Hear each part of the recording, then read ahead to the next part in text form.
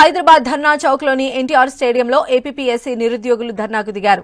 Andhra Pradesh public service commission నిర్వహిస్తున్న పరీక్షల విధానంలో లోపాలను మార్చాలని నిరుద్యోగులు అభ్యర్థించారు. ఏపీ గ్రూప్ 2 అభ్యర్థుల పరీక్షల రోస్టర్ విధానంలో ఉన్న లోపాలను సరిచేయాలని డిమాండ్ చేశారు. గత ప్రభుత్వం చేసిన లోపాలను మళ్లీ ఈ ప్రభుత్వం చేయొద్దని విజ్ఞప్తి చేశారు. గ్రూప్ 2 మెయిన్స్ లోని రోస్టర్ విధానంలో లోపాలను, తప్పులను సరిచేసి పరీక్షలు నిర్వహించాలని అభ్యర్థించారు. ప్రభుత్వం వెంటనే స్పందించి ఈ తప్పులపై కమిటీ వేయాలని డిమాండ్ చేశారు. ప్రభుత్వం నిరుద్యోగ అభ్యర్థుల జీవితాలతో చెలగాటం ఆడొద్దని విన్నవించుకున్నారు.